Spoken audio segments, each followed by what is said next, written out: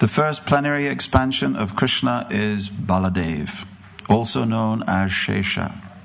The Shesha incarnation of the Supreme Personality of Godhead supports the entire universe, and the eternal mother of this incarnation is Mother Rohini. Because I am going into the womb of Devaki, the Lord told Yogamaya, the Shesha incarnation has already gone there and made suitable arrangements so that I may live there. Now he should enter the womb of Rohini, his eternal mother.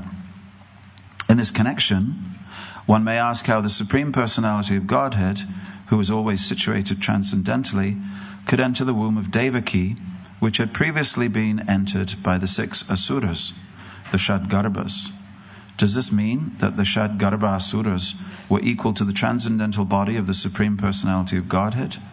The following answer is given by Sri Vishwanath Chakravarti Thakur. The entire creation, as well as its individual parts, is an expansion of the energy of the Supreme Personality of Godhead. Therefore, even though the Lord enters the material world, he does not do so.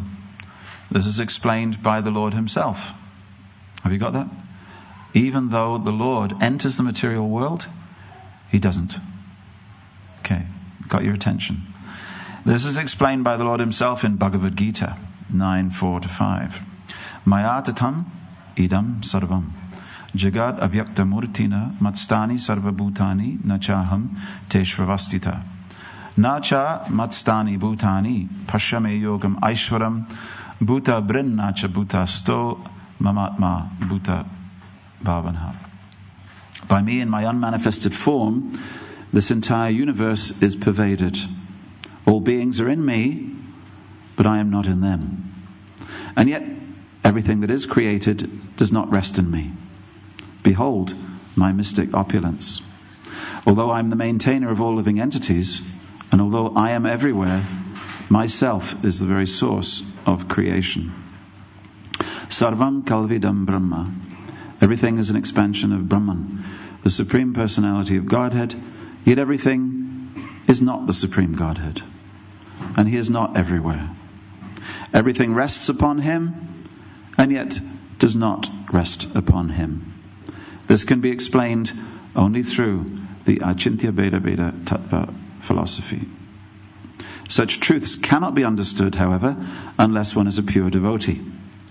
For the Lord says in Bhagavad Gita 18:55, Bhaktya mam abhijanati yavan yas chasmi tattvataha. One can understand the Supreme Personality as he is only by what? Only by devotional service. Even though the Lord cannot be understood by ordinary persons, this principle should be understood from the statement of the Shastras. A pure devotee is always transcendentally situated because of executing 9 different processes of bhakti yoga: Shravanam, Kirtanam, Vishnu Smaranam, Padasevanam, Archanam, Bandhanam, Dasyam, Sakyam, Atmani Vedanam. Thus situated in devotional service, a devotee, although in the material world, is not in the material world. Yet a devotee always fears, because I am associated with the material world, so many contaminations affect me. Therefore, he is always alert in fear, which gradually diminishes his material association. So does that mean becoming a devotee of God makes you happy or unhappy? It seems from this that becoming a devotee of Krishna is to always be situated in fear that this world will somehow contaminate me and I'll forget Krishna. We hear that Krishna consciousness makes you happy. Chant Hare Krishna and be happy. It's one of our slogans. Vishwanath Chakravarti Thakur and Srila Prabhupada continue. A pure devotee, symbolically, Mother Devaki's constant fear of Kamsa was purifying her. A pure devotee should always fear material association, and in this way all the asuras of material association will be killed, as the Shadgarbha asuras were killed by Kamsa. It is said that from the mind, Marichi appears. In other words, Marichi is an incarnation of the mind. Marichi has 6 sons, Kama, Krodh, Lobha, Moha, Madda, and Matsarya. Lust, anger, greed, illusion, madness, and envy. The Supreme Personality of Godhead appears in pure devotional service. This is confirmed in the Vedas. Bhaktir evainam darshayati. Only bhakti can bring one in contact with the Supreme Personality of Godhead.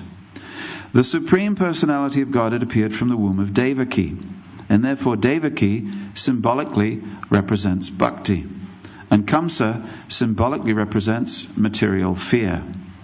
When a pure devotee always fears material association, his real position of bhakti is manifested, and he naturally becomes uninterested in material enjoyment. When the 6 sons of Marichi are killed by such fear, and one is freed from material contamination, within the womb of bhakti, the Supreme Personality of Godhead appears. Thus, the 7th pregnancy of Devaki signifies the appearance of the Supreme Personality of Godhead. After the 6 sons, Kam, Krodh, Lobh, Moha, Madda, and Matsarya are killed, the Shesha incarnation creates a suitable situation for the appearance of the Supreme Personality of Godhead. In other words, when one awakens his natural Krishna consciousness, Lord Krishna appears. This is the explanation given by Srila Vishwanath Chakravarti Thakur. Srila Prabhupada ki jai. Oma jnanatimidandasya jnananjana shalakaya chakshuram militam jena tasmai shri gurave namaha. I'm reminded of a story where Srila Prabhupada one day in the class had told the devotees that a pure devotee can never fall down from Krishna consciousness. Never fall down from Krishna consciousness. And that's what it means to be a pure devotee. So then the next day he was standing in front of Radha and Krishna, a deity greeting, and he was praying to them. And afterwards, the devotee said, do you mind us asking what you were praying for, Srila Prabhupada? And he said, I was praying that I will never fall down from Krishna consciousness. So this, of course, bewildered the devotees, who said, yesterday, you said that a pure devotee never falls down.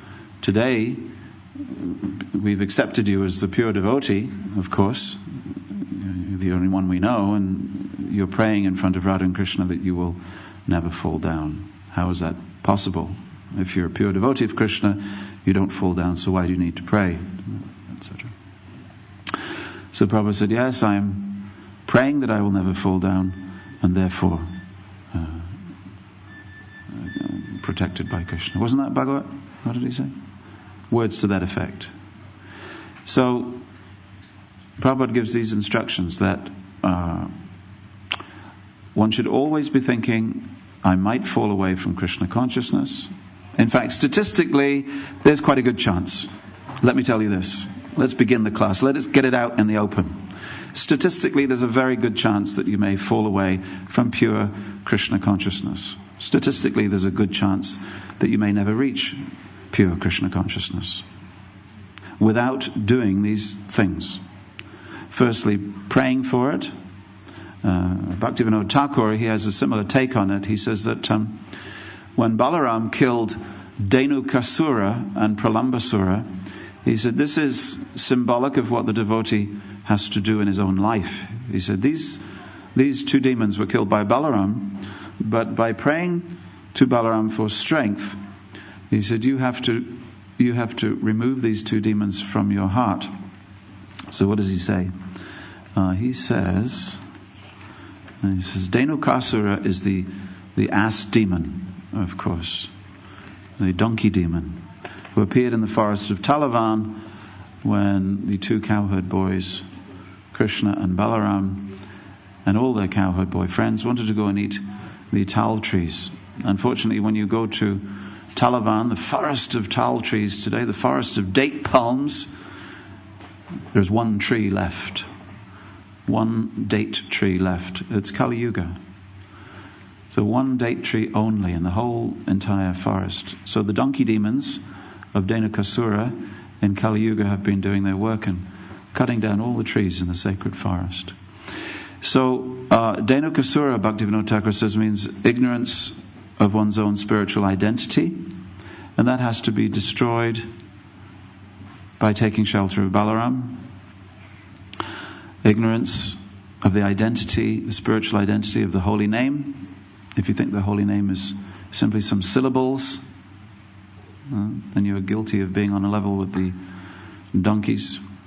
And the spiritual identity of Krishna. Who is the identity of Krishna? Therefore, Prabhupada, in all of his purports, even to the point of our boredom, even to the point of our distraction, always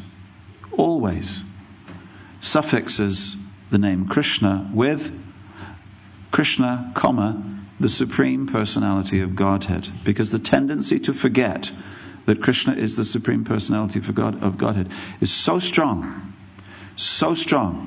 And it does not matter whether you've been a devotee for 1 day, 10 years, or 50 years.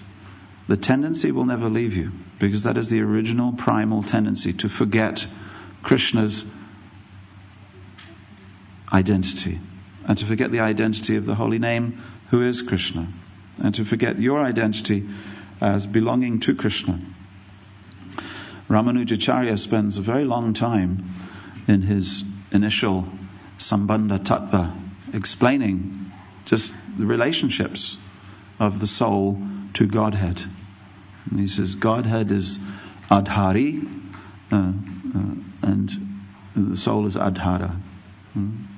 Adhari, Adhara. One is the supported and the other is the supporter.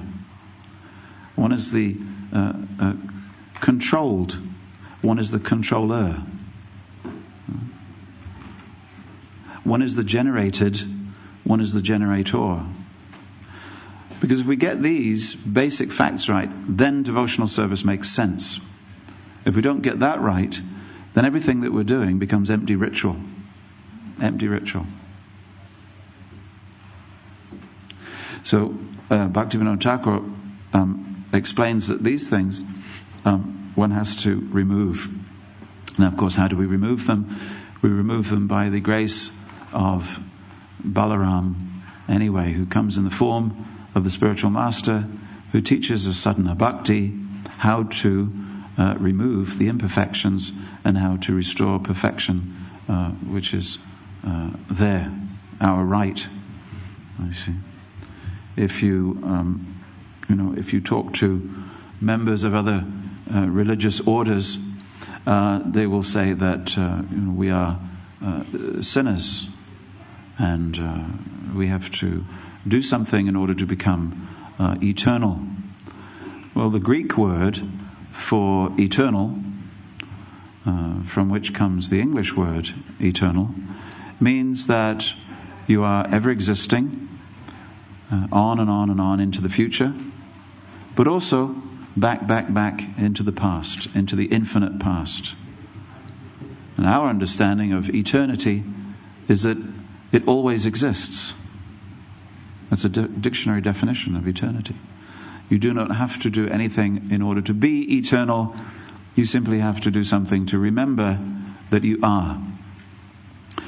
So these donkey demons, Bhaktivinoda Thakur says, have robbed you of your birthright. Furthermore, he says that on your way, after having got rid of those demons, on your way, there is the Pralambasura. And Pralambasura is another demon that was killed by Balaram. He was called the demon of separation. The demon of separation, Pralamba. One who separates, takes you away from your spiritual company. So he represents the things that will take you away from the Sangha of the Vaishnavas, who in themselves are restoring you to your spiritual position.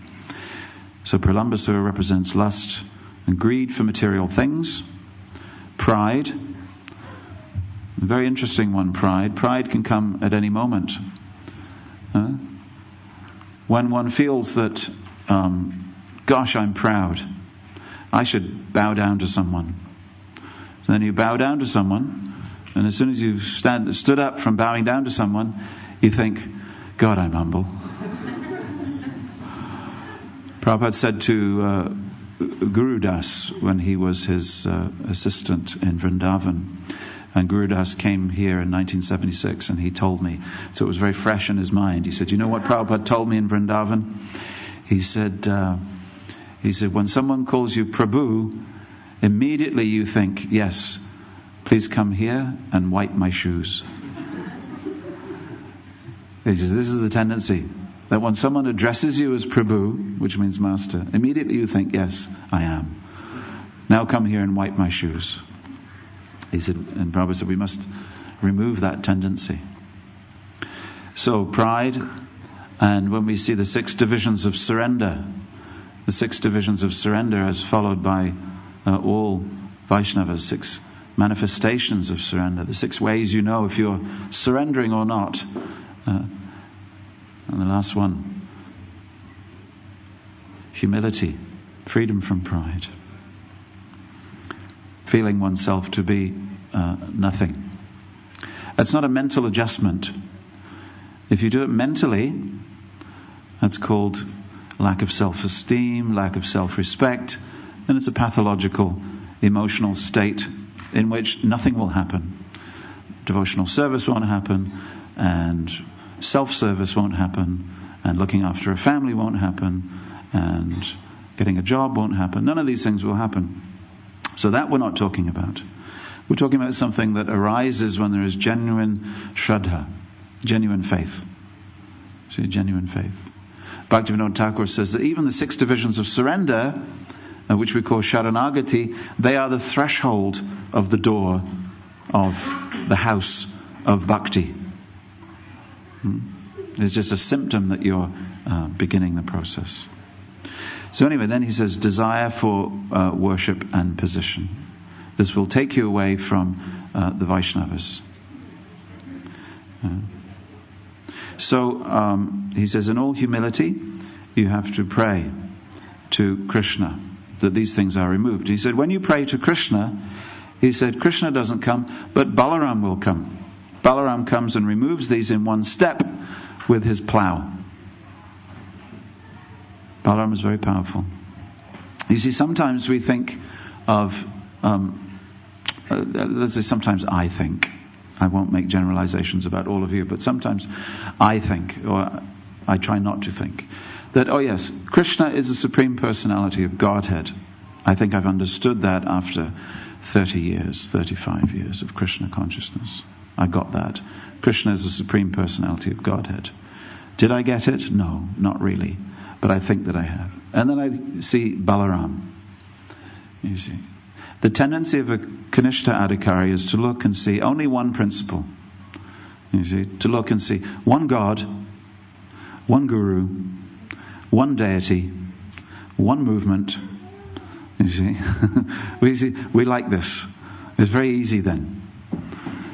You see, then you can punch the air and you can champion a slogan or run through the streets shouting, God is great, and you're an infidel. It's very easy to be a Kanishta Adhikari. That's the point. Kanishta means this, little finger. Each finger's got a name. The little finger is Kanishta. It means the little one.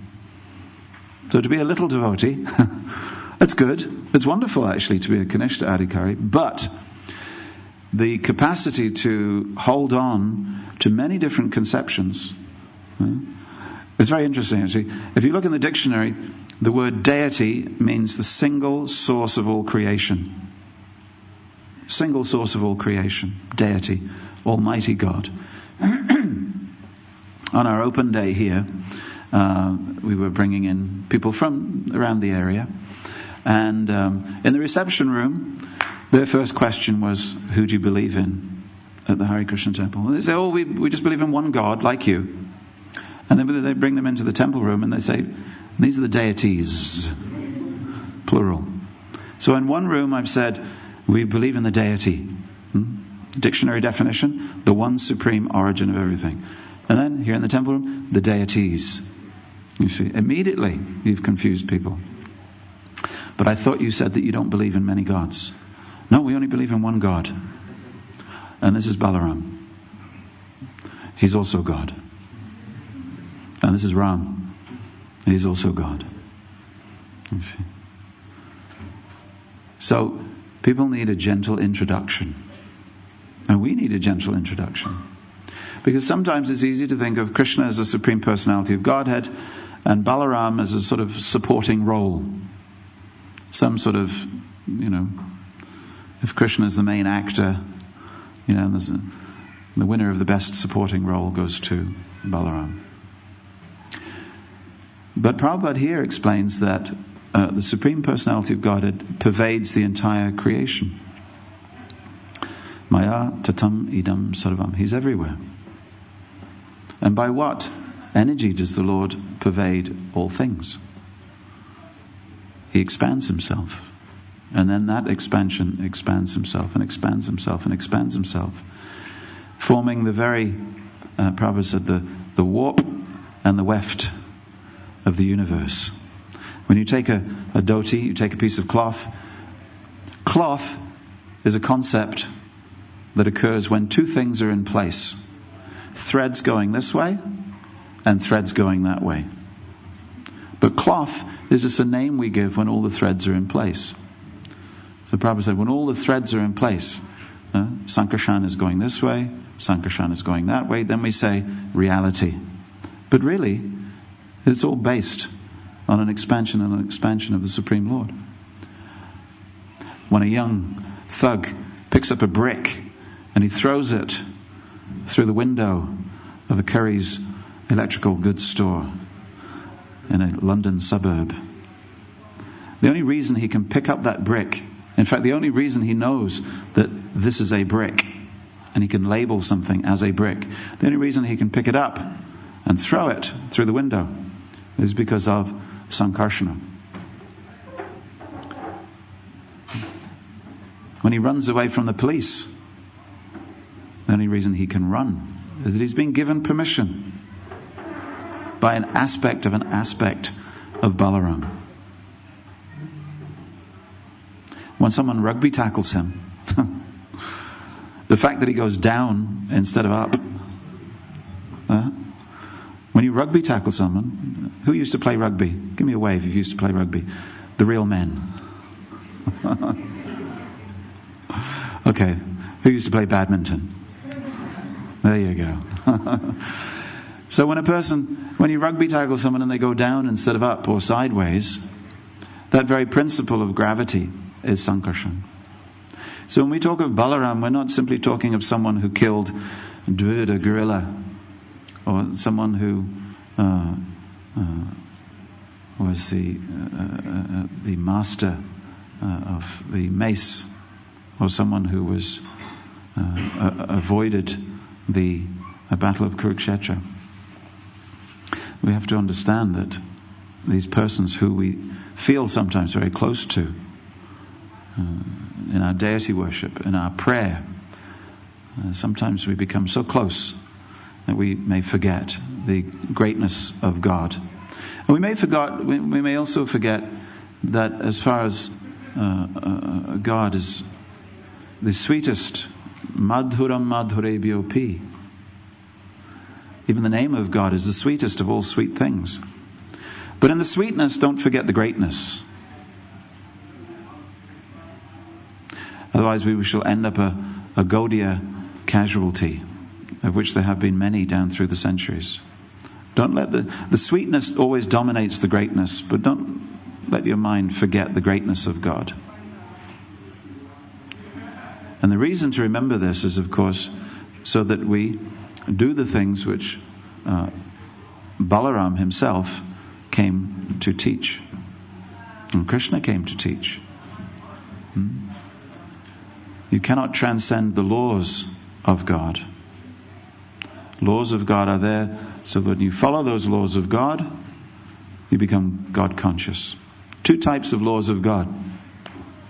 One is sadhana bhakti. That gives you access to Krishna. And the other is morality, ordinary morality, which sometimes we call mundane morality. But unless it's in place, your sadhana is not in place. And that's why Prabhupada, he asked his followers to promise at initiation which many other teachers do not, to follow basic principles of morality: cleanliness, austerity, truth, and mercy. Now, Prabhupada could have asked, what are the four regulative principles? The disciples could go, cleanliness, austerity, truth, and mercy. But Prabhupada didn't do that. He asked them to recite the supportive principles by which cleanliness, truth, austerity, and mercy would be established in their lives, because their tendency is to forget.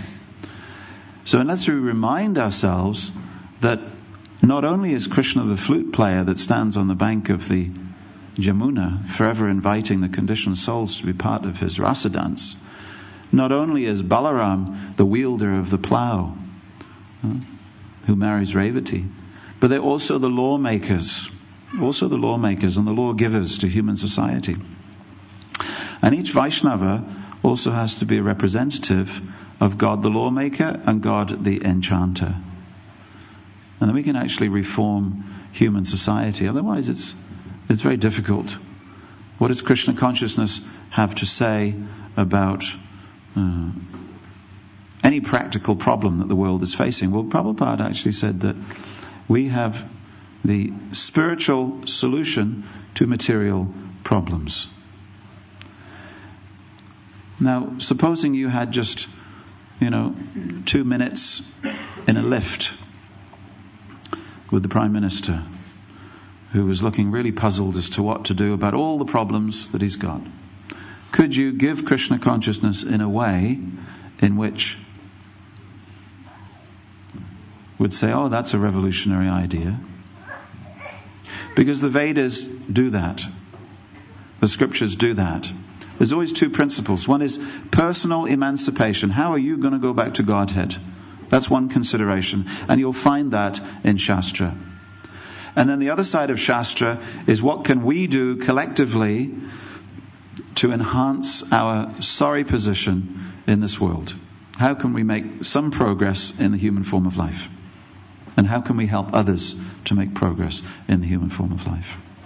And the solution for everybody is not to become a follower of Krishna, specifically a practicing Vaishnava, but it may be, at least, as Narada Muni says, at least kill the animals completely. So here you have Narada Muni speaking to Mugrari the hunter, who was killing the animals half. At least what represents progress for you is kill them completely. You see? At least give a religious principle that will help a person to the next stage. And these twofold instructions we find in Shastra. So we are sitting to hear something about Balaram. And I wanted to, of course, Balaram's appearance is a prelude to the appearance of Lord Krishna.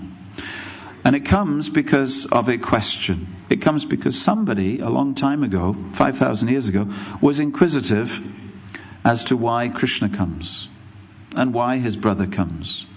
And in receiving the answer, he became very satisfied.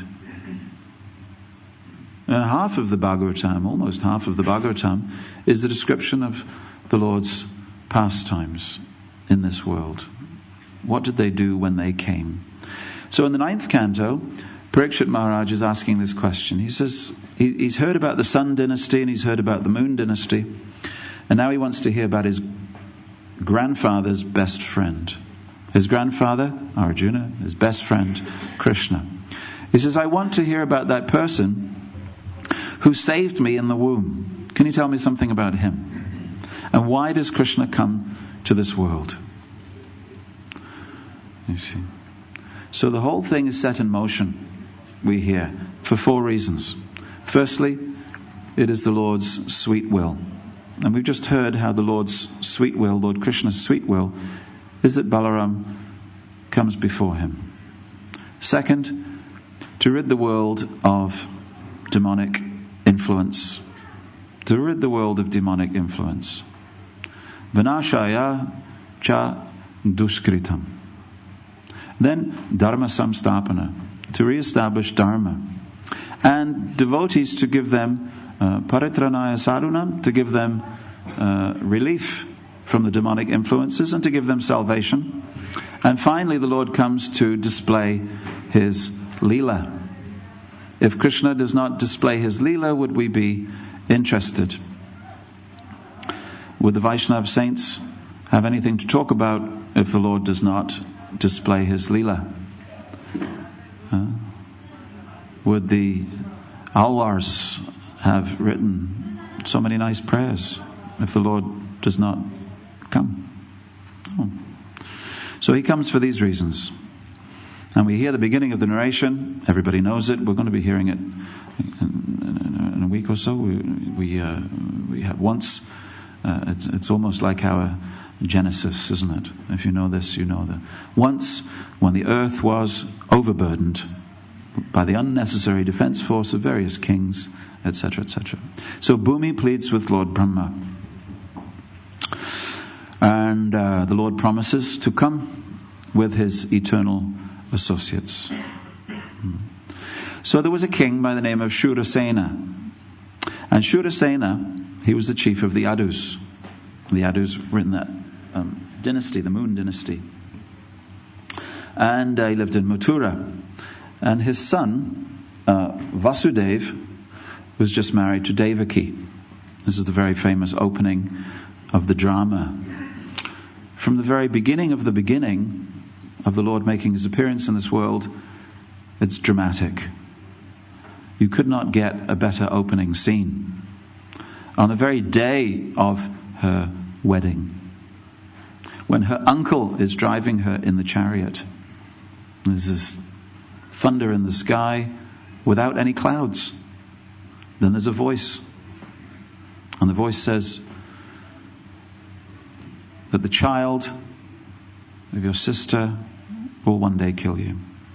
And it's a very dramatic opening. There's 400 elephants, 10,000 horses, 18,000 chariots, and 200 serving maids. It's a big procession.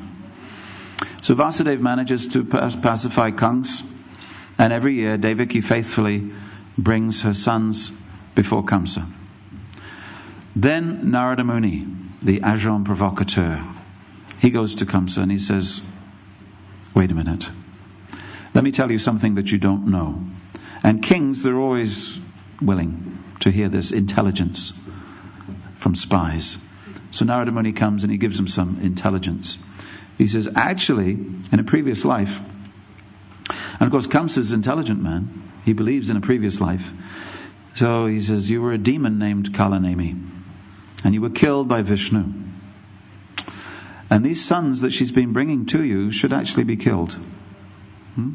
So here's Narada Muni, agent provocateur, doing something very strange, but which will ultimately hasten the appearance of Krishna and Balaram in the world. So then he begins persecuting the Yadu dynasty, all of them. So they begin to leave. They seek refuge. So the Yadu dynasty become refugees. They go to many different places. And Rohini, Balaram's mother, she goes somewhere else. So she goes with Nanda Maharaj. But why does Rohini go with Nanda Maharaj? Shurasena had married 2 wives. And one was a Kshatriya, and the other one was a Vaishya. The idea is if you marry again, the second wife should be of a lower caste than the first. And then the relationship between them will be one of respect. Hopefully. If you give them separate houses and you spread your time equally between them. And I don't speak from experience. So Shurasena had married 2 wives. One was a Kshatriya and the other was a Vaishya. So the Kshatriya wife gave birth to a child called Vasudeva. And the Vaishya wife gave birth to a child named Nanda. So this made Nanda Vasudeva's stepbrother. Okay. I hope the English people are following this, because family for you, I know, means mum, dad, kid, and Fido the dog. But for our Indian devotees here, they can quite accommodate 26 degrees of relationship. So this made Nanda Vasudev's stepbrother. So later on, Vasudev married Rohini and then Devaki. Okay, 2 wives. So Nanda married Yashoda. So it was quite natural for Rohini to go with Nanda and Yashoda in the absence of Vasudeva. So Kamsa killed 6 sons. And when Devaki became pregnant for the 7th time, the Lord ordered Yogamaya to the womb of Rohini. And he told her, I will come as Devaki's son, and you will come from Yashoda. So Devaki appears to have a miscarriage. I just want to read a little bit.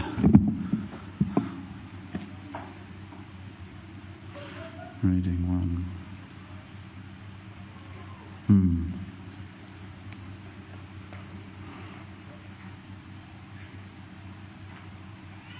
Sorry, I will do that later. So then Vishwanath Chakravarti Thakur at this point comments that, and we just read this in the verse, that Balaram makes suitable arrangements for the Lord even within the womb of Devaki. And the Thakur explains that this event is analogous to the way the devotee makes progress.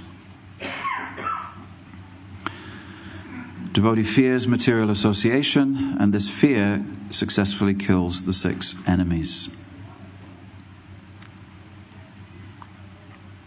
Prabhupada at one point, he said that, he said 2 things. He said 3, actually. Okay, 3. 3 that I can remember. He probably said more on different occasions. But he said, the only problem with my disciples, 4 actually, one, that they want to go to the heavenly planets. They want progress, but they want to go somewhere else after this life, but it may not involve Krishna. It may involve living in a world where there's eternal enjoyment, but it doesn't involve Krishna. See, the only problem with my disciples is that they give up business, and then after some time they like to do business. He said, like the bed bug. He said the bed bug in the winter. He said when there are no the bed bug in the Dharmshala. He said when there's no pilgrims, he just waits. But as soon as the pilgrims start coming again, he jumps, bites, sucks, and becomes filled with blood. Prabhupada used these examples. He said, so just like that, he said, my disciples, they have given up business, doing business. He said, then, when the time is right, again, they will go, starting to do business, this blood extraction business. So then, on another occasion, he said, the only problem with my disciples is that they do not read my books. I have written these books for them, they do not read them. And finally, what I was getting to, he said that the only problem with my disciples is that they are not afraid of Maya. They have no healthy fear of the material energy. They think they can do anything, go anywhere, etc. So, in these verses, Vishwanath Chakravarti Thakur says that fear of these 6 enemies paradoxically leads you to the conquest of those 6 things. How is that possible? If I'm afraid of something, normally that means that I can't conquer over it. But in this case, the fear leads to prayer, and the prayer leads to Balaram, and with his plough immediately vanquishes those. Then when those are vanquished, in comes Krishna. Krishna takes birth within the womb of your bhakti. A quote here from Jiva Goswami. Interestingly, Jiva Goswami was a great devotee of Krishna and Balaram from his childhood. We find in the Bhakti Ratnakara that Jiva Goswami had deities of Krishna and Balaram when he was a child, and at daytime he would serve them, and at night he would hold Krishna and Balaram to his chest and go to sleep with them. Now he thought that, the parents thought that these are some this is a childhood affection.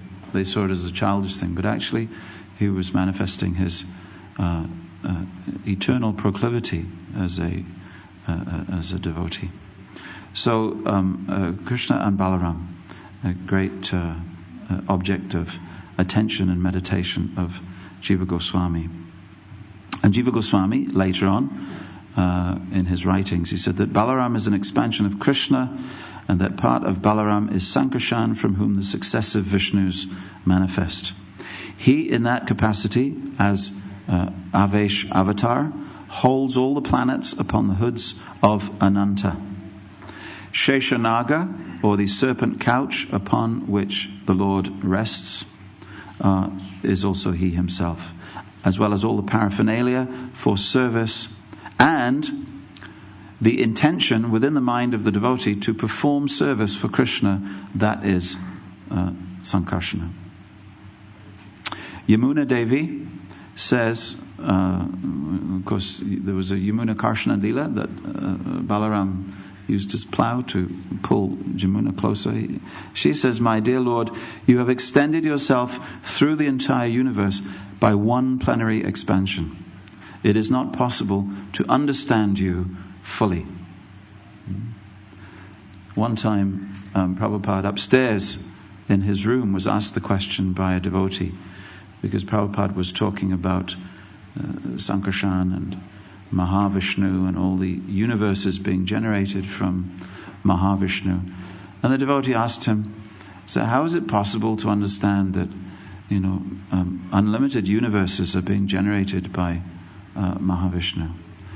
And Prabhupada said, he said, you will never understand with your puppy brain. But of course, at the same time, then Prabhupada went on to give him the ability to understand. Srila Prabhupada explains that Balaram is the eternal expansion of the Lord. He's the Supreme Personality of Godhead and is equal in supremacy to Krishna. Yet wherever Krishna appears, Balaram appears as his brother, sometimes his older brother, and sometimes his younger brother. In the case of Krishna Leela, he appears as his older brother. In the case of Ram Leela, he appears as his younger brother. So he explains that they appear within the Vaishya community, and this is why we see the Lord playing his flute for the cows, and Balaram is seen carrying the plow. Goraksha and Krishi Raksha. As they grow up, both the boys are the object of intense affection for their mothers. The mothers see their teeth coming in and count their teeth while they give them the breast milk. They watch them take their first steps. Sometimes Krishna and Balaram, they don't look up because they're little boys, little toddlers. They just follow somebody else with footbells. They think it's their mother. And then that person speaks and they realize that it's someone else, and then they run away. So let me read something to you, if I can.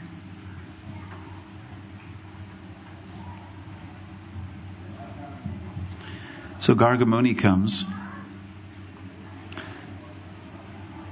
Gargamuni also has a lot to say about Balaram. We'll come to that a little later. After a short time passed, both brothers, Rama and Krishna, began to crawl on the ground of Vraja with the strength of their hands and knees, and thus enjoy their childhood play.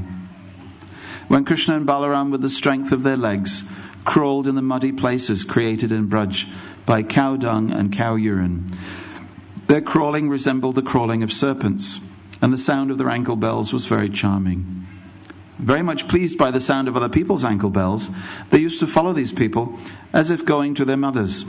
But when they saw that these were other people, they became afraid and returned to their real mothers, Yashoda and Rohini. Dressed with muddy earth, mixed with cow dung and cow urine, the babies looked very beautiful. And when they went to their mothers, both Yashoda and Rohini picked them up with great affection, embraced them, and allowed them to suck the milk flowing from their breasts.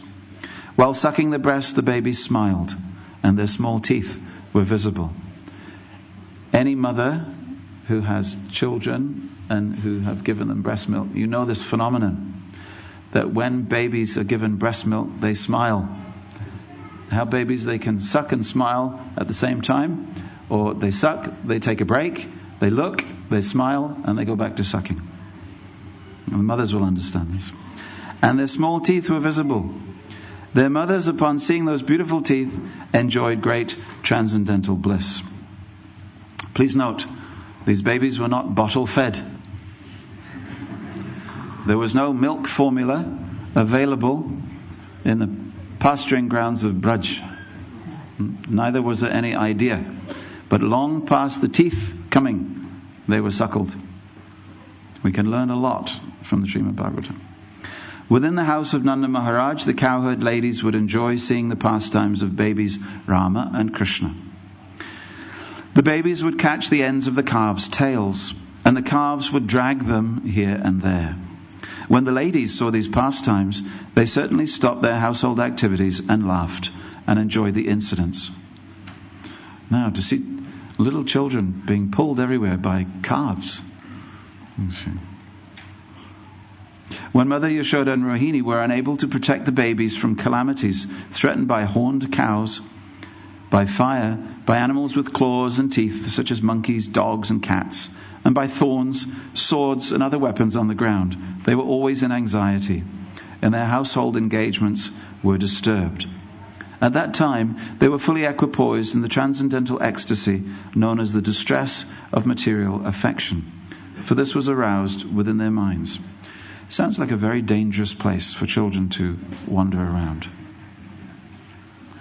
I once saw a young child gored by a bull. It was in Spain, of all places, and the child was gored in the back after getting too close to the front of the bull. The child was all right. The child was about 7 or 8. And these are smaller children, so just imagine. And somehow, that being always in the distress of trying to protect our children made them completely and utterly conscious of these children. But they were not ordinary children. O King Parikshit, within a very short time, both Rama and Krishna began to walk very easily in Gokul on their legs, by their own strength, without the need to crawl. Thereafter, Lord Krishna, along with Balaram, began to play with the other children of the cowherd men, thus awakening the transcendental bliss of the cowherd women. Okay? Now they're coming to other people's homes. Observing the very attractive childish restlessness of Krishna, all the gopis in the neighborhood, to hear about Krishna's activities again and again, would approach Mother Yashoda and speak to her as follows. Here we have the beginning of the pastimes of Makan Chora. Our dear friend Yashoda, your son sometimes comes to our houses before the milking of the cows and releases the calves. And when the master of the house becomes angry, your son merely smiles. Sometimes he devises some process by which he steals palatable curd, butter and milk, which he then eats and drinks. When the monkeys assemble, he divides it with them. And when the monkeys have their bellies so full that they won't take more, he breaks the pots.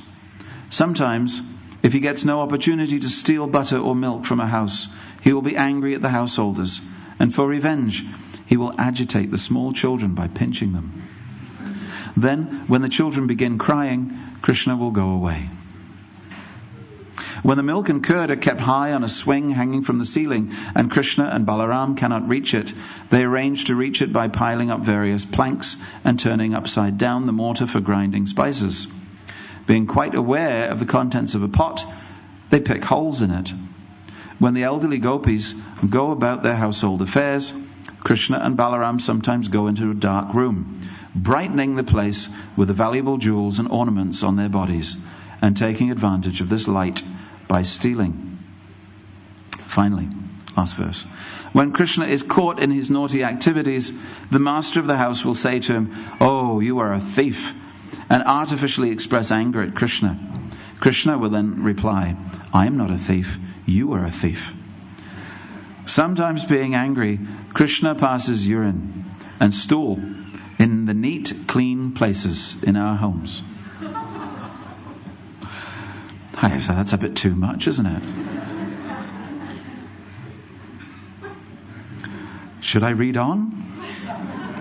But now, our dear friend Yashoda, this expert thief, is sitting before you like a very good boy. That's outrageous. Sometimes all the gopis would look at Krishna sitting there, his eyes fearful, so that his mother would not chastise him. And when they saw Krishna's beautiful face, instead of chastising him, they would simply look upon his face and enjoy transcendental bliss. Mother Yashoda would mildly smile at all this fun, and she would not want to chastise her blessed transcendental child. Now, in all this, Balaram is the constant companion of Krishna. But because he's the elder brother, the relationship between him and Krishna is slightly different. And one can imagine that Balaram is sometimes even naughtier than Krishna, and sometimes he's the leader of the different cowherd boys. And sometimes he doesn't like it that Krishna gets all the attention. So one day, he plays a trick on Krishna. He tries to get his brother into trouble. One day, while Krishna was playing with his small playmates, including Balaram and other sons of the gopis, all his friends came together and lodged a complaint to Mother Yashoda.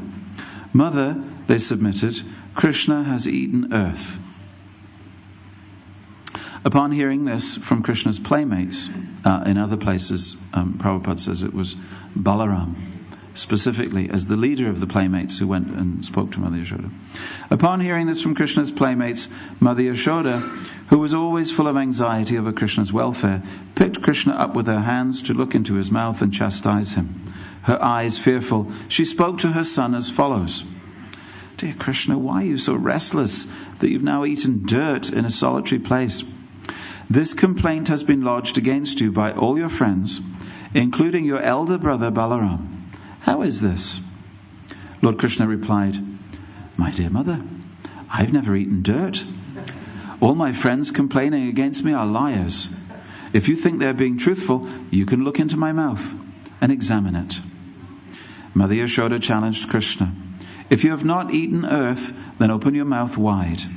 When challenged by his mother in this way, Krishna, the son of Nanda Maharaj, and Yashoda, to exhibit pastimes like a human child, opened his mouth. Although the Supreme Personality of Godhead, Krishna, who is full of all opulences, did not disturb his mother's parental affection, his opulence was automatically displayed, for Krishna's opulence is never lost at any stage, but is manifest at the proper time. And of course, when he opens his mouth, she sees not only Krishna and his brother Balaram, but expanding from them, she sees all the universes, she sees the entire globe, she sees everything, all the different incarnations, she sees everything that can exist. And she's exhausted by this, and she faints away. How is it possible within the mouth of my child to see everything that exists and everything that could ever exist? Well, it's because your child is none other than the supreme origin of everything. Now, you see how it is Balaram that again brings about the opportunity for Krishna to manifest his true identity. And this is a theme that we'll see both in the individual life of the devotee practicing sadhana and also in the pastimes of the incarnation of the Lord. Lord Balaram serves his Lord and Master. Sometimes Krishna massages Balaram's feet, but sometimes Balaram massages Krishna's feet. Sometimes he plays as an elder brother, and sometimes he plays a submissive role. But he's always with him, and he's always allowing Krishna's pastimes to become manifest. Are we all right so far? You have enough in you for another 10 minutes? Well, that wasn't a deafening roar, but I just have a few notes left to go.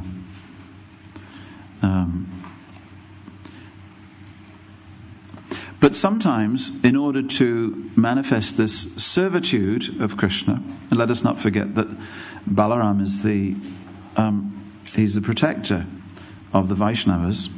He's the protector of the Vaishnavas in his merciful form as Lord Nityananda, and in Nityananda's merciful form as the Guru.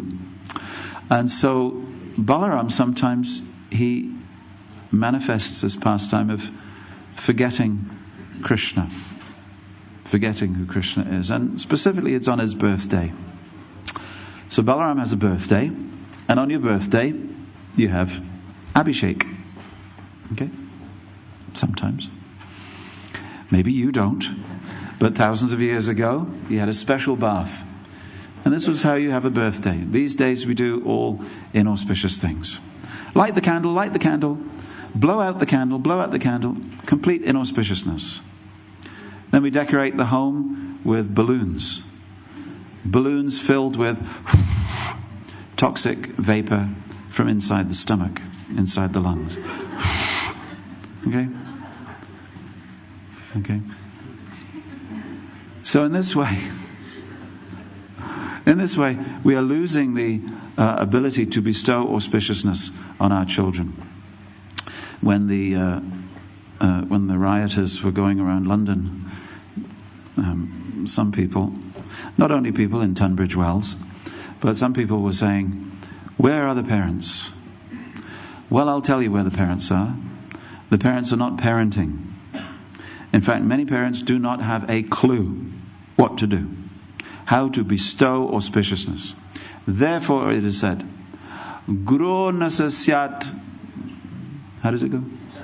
Pita nasasyat, Jana nasasyat, Deva nasasyat. Don't become one unless you know what to do. And as I often say at weddings, don't become a husband unless you know what to do. Now, how do you know what to do? It is there in Shastra, but you'll have to take the time and trouble to go looking for it. How do I become a parent? Well, you have to go looking for it. Otherwise, you never know what you might find. It's easy enough to create a child, but looking after them until they attain the age of majority, that is a big thing to do. So please, I urge you, do not become a demigod unless you know how to control the wind and the rain, and do not become a husband unless you know how to control your wife. Unless you do not become a parent unless you know how to control your children. Yes, control your children. What does that mean? Controlling a child simply means that you guide them. That's all controlling means. It doesn't mean that you beat them. Doesn't mean that you browbeat them. Doesn't mean that you pummel them emotionally or force them to understand how wonderful you are and how great you are. But it does mean that you serve them by allowing them to cultivate the two most important qualities that any human being can get, which I may say, if you're looking for how to get through a job interview, these two qualities will also get you through the job interview. If there's two candidates, Prabhupada said, if there's two candidates for a job, and one man leaves the door open as he comes in for the interview, and another man closes the door behind him, the man who's closed the door behind him, he'll get the job. Prabhupada said it, I didn't. It's because they'll see, this man has character. He's polite. But the two qualities that you can inculcate into a child are respect and gratitude. Please train your children to say please and thank you. Very important. They should respect elders. Elders is easy. It means everybody else.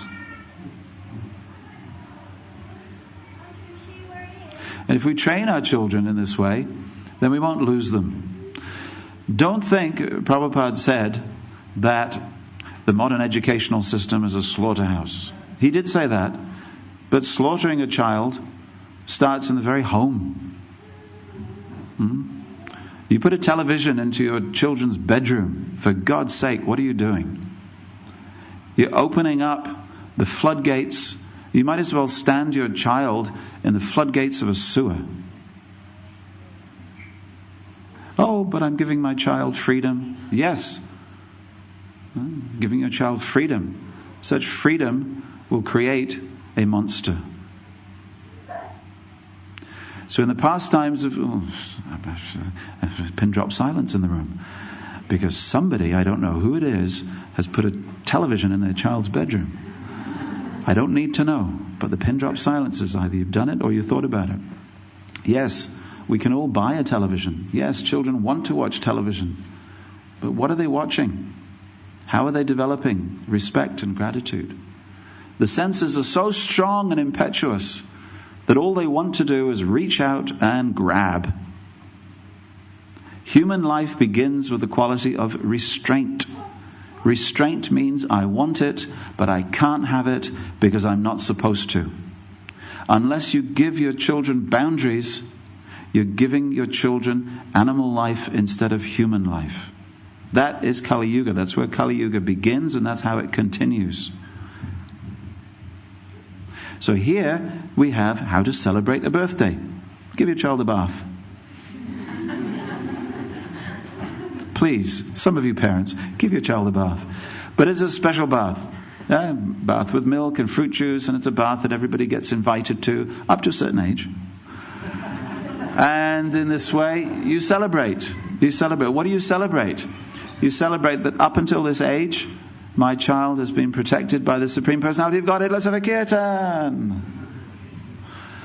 And I want to give my child Krishna. That's the best possible gift I could give my child. So Balaram had Krishna, but on the very day that most parents would choose to give their children Krishna, he didn't have Krishna. Krishna went far, far away with the cowherd boys, and the cowherd boys were stolen. They were stolen. Every mother's worst nightmare. My child has been stolen. Okay? A couple of days later, it's all over the Sun and the Daily Mirror, and everybody's, look, have you seen this child? It was on the Costa Brava, they were stolen. This is what they look like. 4 years later, this is what they might look like a year later. Okay? Well, this happened. And who was the person who stole away? Not one child, not two, not 10, but dozens and dozens of them. In fact, all the children of the village. Who stole them? None other than Chaturmukhi Brahma, the four-faced Brahma, the engineer of the universe. He stole them away. Who is this Krishna? What is his power? So then, even Balaram was fooled. They came back at the end of the day, and he saw all these cowherd boys. Yeah, they went away. I missed a day out with my friends, but now they're back, and tomorrow I'll go out to the pasturing grounds with the cows, and everything will be as normal. And for 359 days, it was normal. But then one day, Balaram looked, and he saw, just recently, there's an extraordinary amount of affection between the parents of the village and the cowherd boys. I mean, every time the cows are running to them, and the boys are affectionately embracing their parents. Sometimes the parents used to scold their children. There's no scolding anymore in the village. Parents' eyes are welling up with tears. You know that something's happening when children come home and your eyes fill up with tears and their eyes fill up with tears and they embrace and they don't want to... Something special is going on. Every day was like that. So Balaram was scratching his head and he was thinking, what's happening? What's different? And then he understood. It was revealed that Krishna had expanded himself as all the cows, all the calves, all the boys, and all their paraphernalia, their sticks and their flutes and their jewelry and their ornaments and their turbans. It was all Krishna. And then he showed Brahma. He manifested himself. He said, you may think I'm a cowherd boy, but just see. Pashame yogam aishwaram. Thank you. He said, just see. And all the Vishnus manifested from this little cowherd boy. So Balaram understood, and then he understood that this is the Lord himself, the Lord's Yoga Maya. So many demons came, they were killed, and now it becomes time to develop the pastimes. The demons are going to be vanquished in 3 places. One is Vrindavan, one is Mathura, just outside Mathura in a place called Lohaban. And you can still go to this place today when different demons were vanquished. And in another place called, which other place? Krishna killed demons in Vrindavan, Mathura, and one very important place, at least. Kurukshetra, yes, Kurukshetra. So each time Balaram helped the proceedings, indirectly or directly. So you know the story. So Kamsa is frustrated that he can't kill Krishna and Balaram. He sends for Akrura. Akrura picks them up in a chariot. Akrura sees their footprints and he recites these beautiful prayers. Then, bringing them, he sees the inner identity of Krishna and Balaram within the water of the Yamuna. He sees the Lord on his Sheshanaga couch. So then Krishna punishes the washerman and rewards the tailor and the florist. He heals Kubja. He breaks the sacrificial bow, and he sort of breaks the sacrificial bow's caretaker, and then retires for the night. And the next morning he kills Kuvalyapida, and then he takes on Chanura, and Balaram takes on Mushtika. So beloved of our Janmashtami guests, the fight scene between these little boys, Krishna and Balaram, and these huge Conan the Barbarian wrestlers, Mushtika and Chanura. So there are many pastimes, and everyone has their favorite pastime. The gambling match is one of my favorites, and Balaram really uses his club to great advantage in the gambling match. The killing of Dvivida gorilla. We have the pastime of Krishna. The Lord steals Rukmini Harana. And Balaram actually goes to, not that Lord Krishna needed it, but he gets the army for Krishna. He goes to a place called Kundina, and he comes back and he has the army ready for Krishna. So Krishna escapes with Rukmini, but then all the other soldiers are taken care of by the army. So this is one instance where Balaram does help Krishna to fight by supplying the army. But which was the other instance where Balaram did not help Krishna to fight? Kurukshetra, yes, he doesn't help at all, because he has equal allegiances. He has equal allegiances. He, and he goes on pilgrimage. He goes on pilgrimage basically to avoid fighting, because there are so many that he knows. It was problem enough for Arjuna. Arjuna saw relatives that he knew and teachers that he knew. He didn't want to fight, and Krishna convinced him to fight. But with Balaram, he said, "No, I won't take part, because some people that they're too close to me." He had good friends and students also, and not that he needed to fight. So he goes traveling the holy places. In fact, Garga, in the Garga Samhita, we find that Duryodhan is you could say he's very, very close, to Balaram, very intimately related to Balaram. So at one point in his travels, Lord Balaram comes to the forest of Naimisharanya, and there he sees Romaharshan Sutta. all the sages are gathered because Kali Yuga is fast coming. And sage, being a sage, means you can see the future. And part of what you know about the future is that things don't get better, they get worse. You see. And because they get worse, we have to take great precautions. So he goes to different places, and then he comes to Ramaharshan Sutta.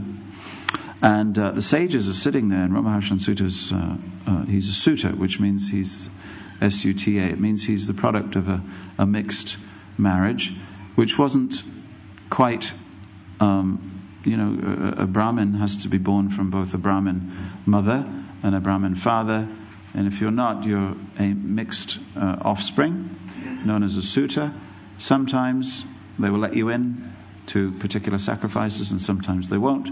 So in this particular case, Ramaharshan Sutta had been allowed to be the speaker. We just read this last part here. Lord Balaram visited the broad Bindu Saras lake, Chitakupa, Sudarshan, Vishal, Brahmatirtha, Chakratirtha, and the eastward flowing Saraswati. He also went to all the holy places along the Yamuna and the Ganges, O Bharata. And then he came to the Naimisha forest, where great sages were performing an elaborate sacrifice. Recognizing the Lord upon his arrival, the sages who had been engaged in their sacrificial rituals for a long time greeted him properly by standing up, bowing down, and worshipping him. After being thus worshipped along with his entourage, the Lord accepted a seat of honor. Lord Balaram's wife was also with him. They were going traveling together. Then he noticed that Ramaharshan, Vyasadev's disciple, had remained seated. Lord Balaram became extremely angry upon seeing how this member of the Sutta caste had failed to stand up, bow down, or join his palms, and also how he was sitting above all the learned brahmanas. So duty of a Kshatriya is to protect civil order. And part of protecting civil order is that everybody has an identity in society. And they have their place and they have their role. So he was disturbed to see this. And then we read on. Lord Balaram said, because this fool born from an improperly mixed marriage sits above all these brahmanas, and even above me, the protector of religion, he deserves to die. Although he is a disciple of the divine sage Vyas and has thoroughly learned many scriptures from him, including the law books of religious duties and the epic histories and Puranas, all this study has not produced good qualities in him. Rather, his study of the scriptures is like an actor's studying his part. For he is not self-controlled or humble, and vainly presumes himself a scholarly authority, though he has failed to conquer his own mind. The very purpose of my descent into this world is to kill such hypocrites who pretend to be religious. Indeed, they are the most sinful rascals. It seems very extreme, doesn't it, for a person who doesn't want to fight at Kurukshetra because he doesn't want to take part in killing friends and family members. But here he is, he's in Naimisharanya, and these religious people who are about to hear a discourse from this person, Ramaharshan Sutta, and he becomes the most annoyed that he can be. And therefore he prescribes the greatest level of punishment. That is because religion, when it goes wrong, and religious leaders, when they go wrong, can do the greatest amount of damage in society. Provided, of course, that people are still keen enough to follow religious leaders. And therefore the Kshatriya's duty was to make sure that the Brahmins were very much on track, and therefore that they were self-realized. Prabhupada tells a story of the Greek Alexander the Great, and Diogenes, who lived outside Athens in a barrel. And after Alexander the Great, with the advice of his guru figure, Diogenes had conquered so many places, he came back and he said, look, I have to thank you. I have to give you some dakshina. I can give you countries, or at least cities, chariots, horses, princesses. What can I give you? And Diogenes, who was living in this big wine barrel, he looked at him and he said, yes, there's one thing you can give me. He said, yes, what can I do for you? He said, you can stand out of the way of the sunshine. You're blocking the sun. And Prabhupada told that story, and he said this Diogenes is self-realized. He's been given the opportunity to have so much, but all he wants is just a little warmth of the sun on him. He says, so this is a relationship between the Kshatriya and the Brahmin. Brahmin, he doesn't live in the palace. He lives outside. He lives a life of poverty, so that he can stay renounced. He can stay detached. And the Kshatriya may give him everything or promise to give him everything, but he doesn't. So here was the opposite situation. Here was the Romaharshan Sutta, who had become really like a bit of a lord. And normally you get off your seat to welcome someone. This is one sign of humility. When the Celtic Christians were meeting the Roman Christians near York, the Celtic Christians thought to themselves, let us see whether they have humility. So the Celtic Christians, they bowed down to the Christians from the Roman Empire. And the Roman Christians simply stood standing. And the Celtic Christians knew at this point we're going to lose. We're going to lose, not because we lack humility, but because they're going to be very difficult. So, in another place, Prabhupada says you can have the accoutrement, you can have the externals of a religious person. You can have the robes, or in our case, the facial markings. But if you do not have the qualities, the character that is developed, chief of which is humility and detachment and a certain self-realization, he said, then you have the apparent religiosity without spirituality. And this is not required. It's not required. So here, he leans forward, and he just touches Romaharshan Sutta. There's no mace involved, there's no fisticuffs, and it's just, he touches him with the kusha grass. Not just the kusha grass, but the tip of the kusha grass. Now, kusha grass, as every Brahmin knows, is the grass that comes from the shaking of the hair of Lord Varaha. And the drops of water from the ocean, they fly onto the surface of the earth and grow up as kusha grass.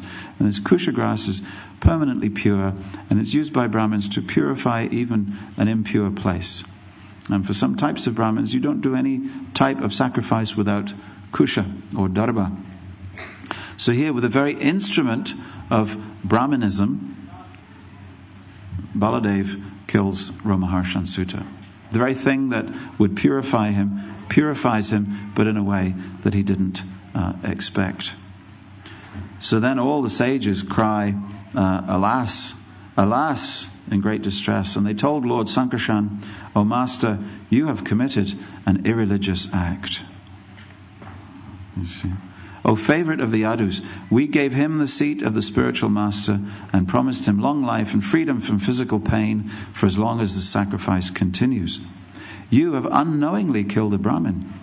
Of course, even the injunctions of revealed scriptures cannot dictate to you, the Lord of all mystic power, but if by your own free will you nonetheless carry out the prescribed purification for the slaying of a Brahmin, O purifier of the whole world, people in general will greatly benefit by your example. So Lord Balaram then promises, yes, I will. I will make it up. I will perform some activities. So then they said, well, seeing as you're good at removing demons, there is this person who comes and urinates on our fire, and he scatters, blood and feces and pus, and you could, use your prowess to remove him, and then we can get on with our peaceful sacrifices. When you do the fire sacrifice, the first thing is you take a pinch and you throw it away and you say, Om Nirasta Paravasu. I cast out the impurities that may be here. So you become pure. So before the sacrifice of the age of Kali could take place, the sacrifice that would purify the age of Kali that the sages wanted to perform, the impurities. And what was the impurity? What is the impurity for the age of Kali? When non-religious people become religious leaders. When people who have violence in their heart become the symbols of peace, of God's love. Then, when those who are no better than Sudras, or at best merchants, become the directors of human society. When Kshatriyas, who are meant to protect the citizens, stand idly by. And everything becomes topsy-turvy. When the Brahmins are not Brahmins, when the Kshatriyas are not Kshatriyas, when the Vaishyas are not really looking after your money, and when the Sudras are not serving anybody else, you see. So this is Kali Yuga, and it just keeps on going. So Balaram, in one place, Garga Muni says that Duryodhan is none other than Kali, and Kali is a follower of Lord Balaram. So the personification of the age of Kali is a disciple of Balaram, and serves him to increase Kali's business, so that the purifying agency can come. Everything is required. Kali Yuga is also a plan of the Lord. Don't think that Satya Yuga was planned by Krishna, but Kali Yuga somehow isn't. That's like saying spring, summer and autumn is arranged by Krishna, but winter, Krishna's so sweet, he wouldn't have arranged winter. No, Krishna arranges winter so that spring can come. That's the whole point. It's your misfortune that it's taken you thousands and thousands and thousands of lifetimes that we're still here in Kali Yuga. But one good thing, being alive in Kali Yuga, is that the Sankirtan mission of Nityananda Prabhu, who is none other than Balaram, who prayed for Jagai and Madai, who actually protected them from the wrath of Chaitanya Mahaprabhu. They were very fortunate. And Nityananda expands as the Guru, whom we take shelter of, who gives us instructions how we can go back home. Who explains how the plow of Krishna can give way to the flute, the plow of Balaram can give way to the flute of Krishna. So in this way, Balaram misses the entire battle of Kurukshetra, but he only comes back once. He comes back once when there's a big fight going on. It's a big mace fight. Who was that between? Bhima and Duryodhan. And he comes back. And of course another name for Balaram is Duryodhan Guru. Duryodhan Guru.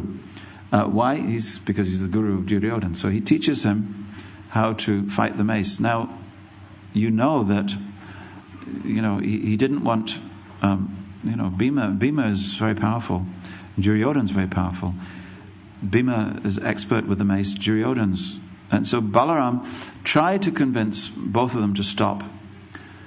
And his basic argument was that one of you is going to win and one of you is going to lose. And whichever of you loses, I'm going to be unhappy. Duryodhan, you're my student. I've taught you everything you know. Bhima, you're my friend. Please. We've grown up together. Don't fight. But by that time, they were locked. And none other than Krishna himself was causing both Bhima and Duryodhana to fight. So Balaram, He wants them not to fight, but Krishna wants them to fight. So who wins? Krishna. Krishna's will. Krishna's will. So they fight, and the rest is history. So then, on this day, on the day of Balaram's appearance day, we pray that Balaram will be very instrumental in the fight that goes on in our own hearts. It is symbolic, but at the same time it's very personal. Because Balaram is actually one of great compassion. And just as we wish to approach Lord Krishna through his intermediary, Lord Balaram accepts our requests to approach Krishna through him. So traditionally on Balaram's appearance day, we request, we make a list of all the good things that we want to have removed from our heart. And you can just look at the standard lists, and statistically you will have at least a few of those.